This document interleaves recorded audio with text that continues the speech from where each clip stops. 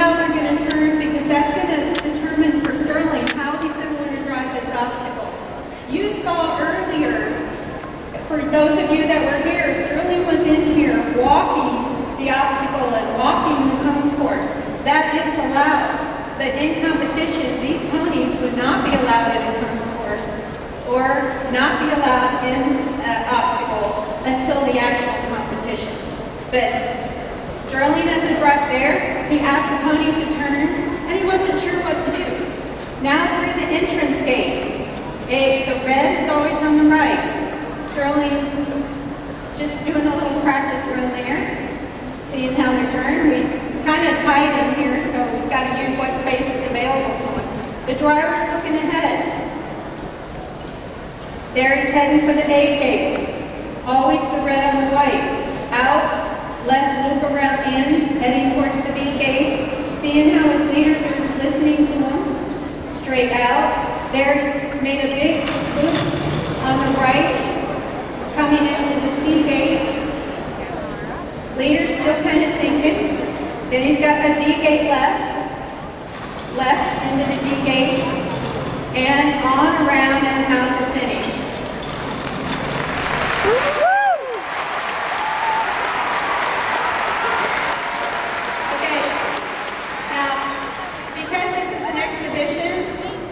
Getting a feel for his guys, seeing how well they're listening. I'm going to let him do this again. Nice forward trot going into this obstacle. For every second he is in this obstacle, he will get 0.2 penalties. So everybody in competition gets penalties in these obstacles. So the quicker you are, the less penalties you will get. And this is my husband on the back. You want to keep your weight low, and you want to be on the inside. It helps stabilize the carriage.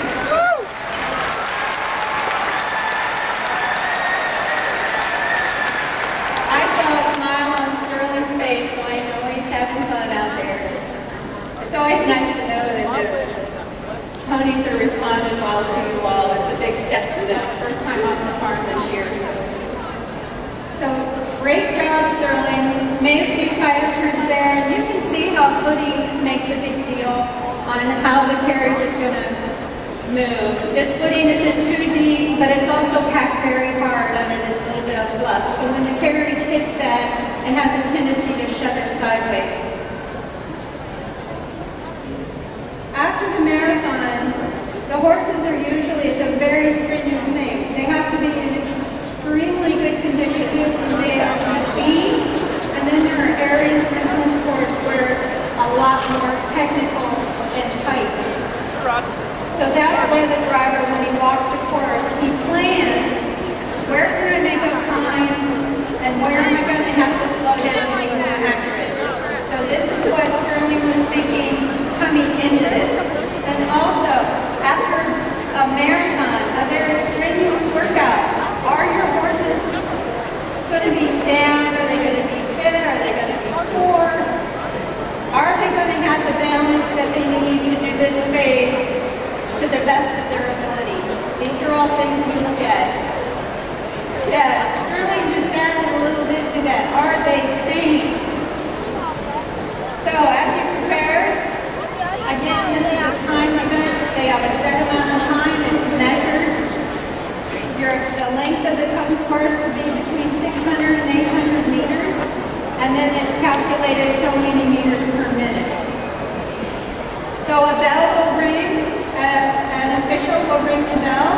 Here he's doing his warm-up, just making sure they're still in his hand and listening. He's looking ahead. Always look ahead when you're driving, similar to a jump course.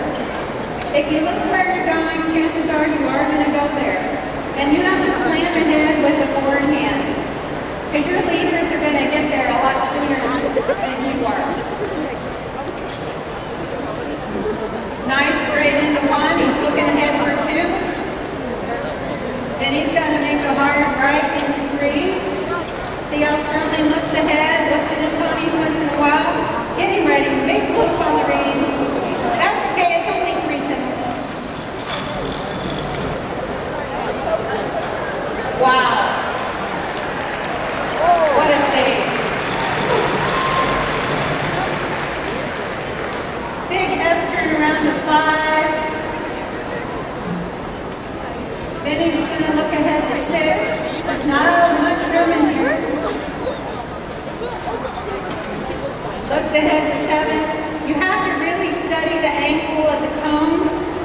because if you don't get them extremely straight coming into it, chances are your carriage isn't going to make it. He's going to make a loop all the way around into 8.